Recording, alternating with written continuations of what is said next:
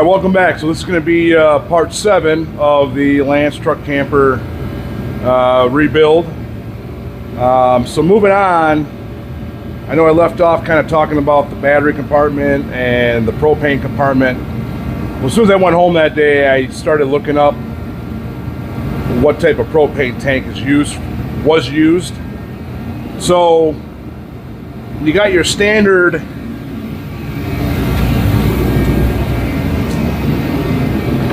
20-pound tank, but these are all vertical tanks. So I didn't realize that there was vertical and then horizontal.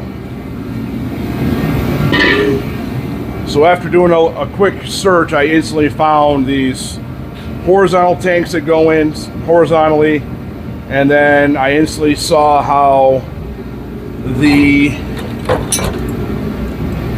back of the tank has a bracket that would slide underneath this little bracket here, which was mounted in the back, so it would slide in, key in, and as it falls down, there's a bolt with a wing nut to secure it down. So that makes sense.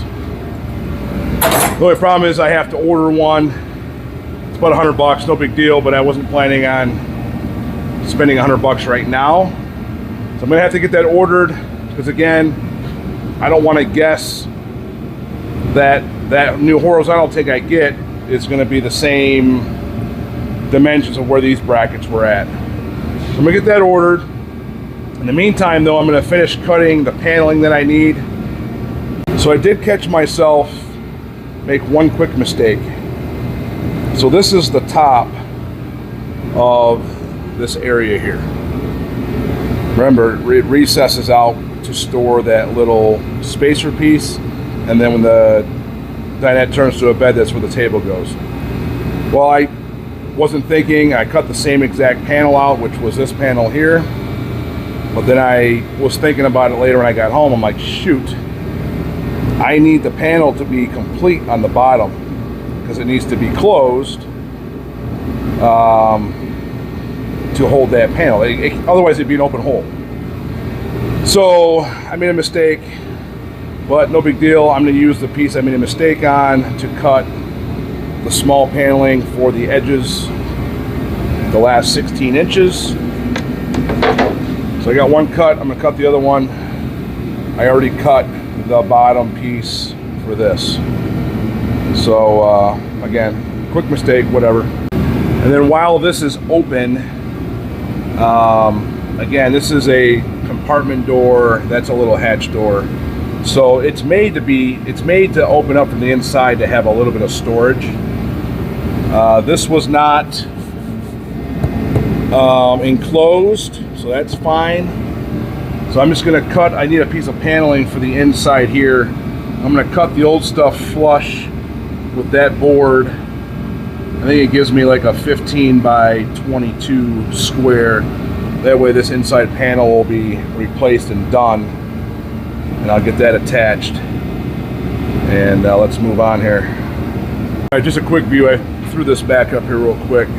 Just slid these panels in. So again, talking about these tubs, there's these supports that go in. You know, there's one here, there's one back here. That supports the weight of the propane tank, and then there's one here for the battery, because the tub sits that far off the floor here. So again, just because I can,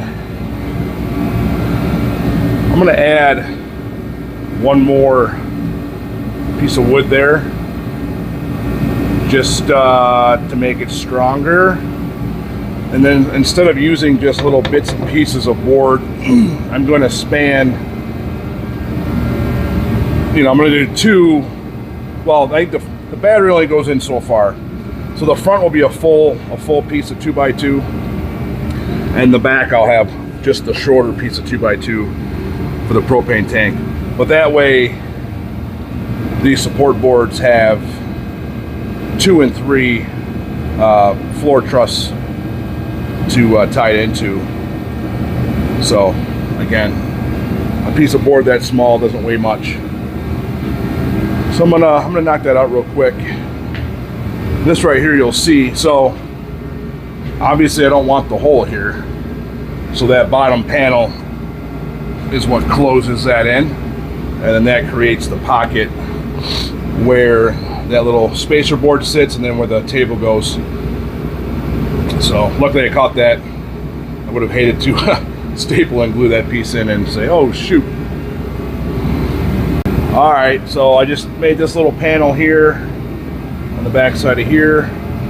Just got this panel put in, and then on the back side there was a seam between the two a little bit, and then there was these screws from the factory for this shelf basically just went into the paneling. So to kind of kill two birds with one stone, I just did 2 more 1x2s to strengthen up that seam, and then give those 3 screws something to actually go into. And then of course overall it probably adds more rigidity. So that's that. All right, so I just ordered that propane tank. It'll be here in 2 days. So in the meantime, I can't move forward with that part. I did a few weeks ago buy or order all brand new tail lights and running lights. So everything's gonna be LED, same size as what was on there, just LED. Simple design, flush mount, and those will be right in here. Running light, well, parking lights, brake lights, turn signal, and backup light. So what I'm going to do is I'm going to probably kind of test wire everything before it's all sealed. That way I know all my lights will work. I know when I picked the thing up and plugged it in, I did a real quick wire job on the front plug, and I think 4 of the 8 running lights was running, 1 tail light worked, 1 brake light worked, but they're all the old school incandescent bulbs, where this is all going to be LEDs. All the wiring looks fine, although there was a couple, I want to say this yellow one and 1 green one wasn't attached. Again, probably when whoever was in here screwing around. So I'm going to go ahead and take off all the running lights and get those off and cleaned up, and then probably just, you know, quickly twist tie the new lights in place to test the wiring system.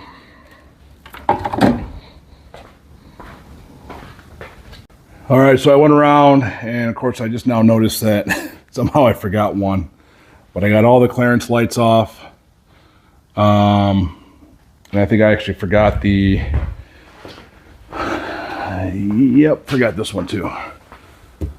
So on the passenger and driver side, there's a outside light, which is sweet. And then there's also one right here. Probably gonna have this one with a amber lens, just for like a porch light. And then probably put clear lenses on each side for visibility. But we'll see. Let's see here. Where else did I go? Quickly made this panel here. I just kind of zipped this straight across. This seam is actually right behind where this the bench piece that I'm waiting on finishing because of the propane tank. So that's in, liquid nailed, stapled.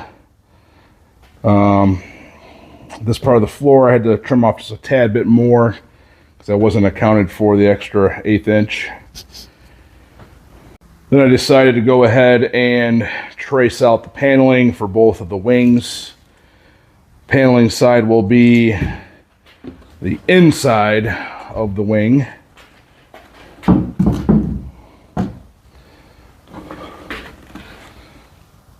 So everything's taking shape. So I got both wings and the inside paneling on. Once they're all dry, I'm going to take a palm sander. Just a little bit of an overlap here and there. I'd rather have a little extra than be too short. So I'll clean that stuff up.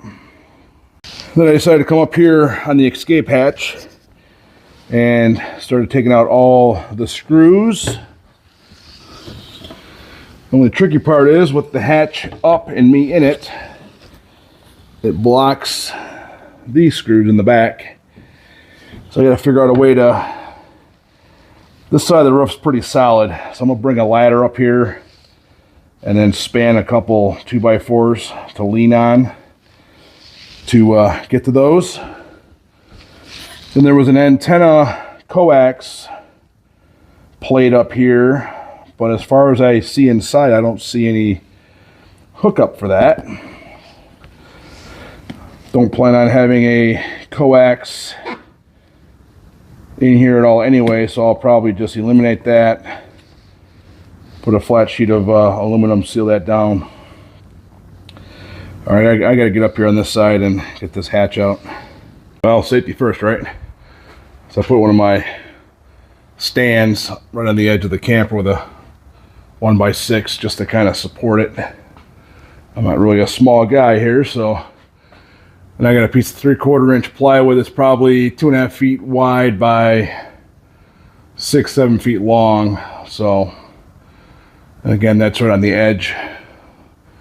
So I'll still be careful here, but that should work. All right, so that worked out. Let me get up here and show you how I had to do that. Wasn't very easy on my knees. I was still trying to put most of my weight as far close to the wall as possible, because basically from 1/3 of the way in over, it just feels really soft.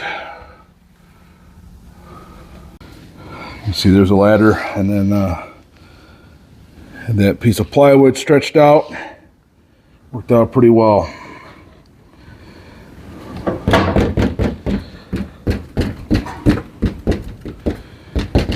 So yeah, this is going to be fun. I really can't see much,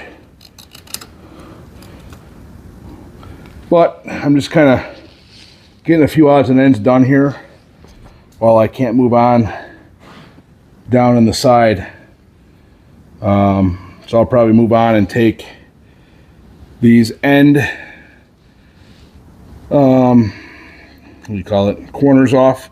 These actually stretch all the way from here all the way down to the base of the front bottom, and then get this metal strip off, and then with that stuff off, the front aluminum will be able to come out. Just kind of worried about, not worried about it, but it's an aluminum roof. I'm gonna have to somehow roll it back, hopefully not much farther than that vent. Everything back there seems solid as far as I can tell. Both the other vent holes, openings, are perfect dry white wood, no signs of anything. So I'm really hoping I don't have to go past here.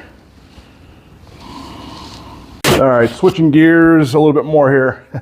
I understand this video is probably all over the place, but all this little stuff needs to be done at some point anyway, so I might as well knock it out while I'm waiting on the propane tank, which should be here today.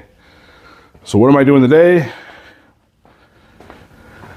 I'm cleaning up the paneling off the wall studs, squaring up the parts that I kind of went a little wild on, making everything a nice square patch. So I'm just, the paneling that's stuck on there is like glued on. So a combination of a nice sharp 1.25 inch, what do you call it, chisel, works really good to take the big stuff off. And then I'm going over it with a palm sander with some 60 grit pads, and it's coming off nice. Everything's nice and smooth. So that way this whole wall will be prepped and ready. So that's good. All right, I got that tank, horizontal 20-pound, and now I'm just kind of playing around with how I want to mount this. And I'm going to change it up like I have been, how it was from the factory. So I'm just going to show you, this kind of slides in like so. And there's that bracket in the back. And I got it marked for where the bolt sticks up goes. Fits in there nice, super secure. Now let me show you what I'm going to change.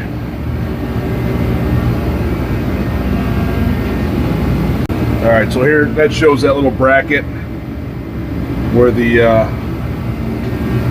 bottom of the tank slides under, locks in, and this is where the bolt's going to stick up. So from factory, this bolt head was basically through all the way through the bottom, so that creates kind of an opening that doesn't need to be there. So this is my new idea. I needed to add basically this a 1/2 inch riser on the bottom section anyway, so I had a piece of plywood left over. So well, you know what, let me just make a tray. So I'll make a full-size tray that'll give me my extra width, and then I'll get a shorter bolt. This bolt will only have to go through the tray portion, and the tray portion will be removable with screws. So that way this bolt can always be changed out in the future. Not that it should have to be changed out for ever, but and that way it just gives the whole propane tank a super secure way of just being stationary and solid. So let me start kind of finishing this part up now. All right, so starting in the bottom, I added this one extra cross brace like I talked about, marked, and then this is where the riser goes. So that's just screwed down into those two trusses, and then the propane tank plywood piece spacer.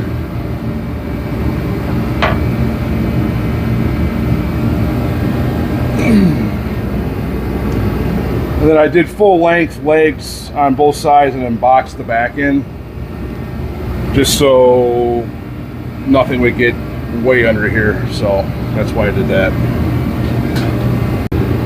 All right, and that is the rough finished project. Turned out perfect. Now the one thing I do know I'm going to have to do is I will have to notch a small part out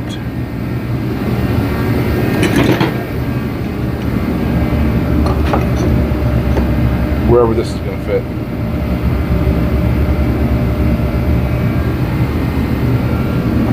So this part right here,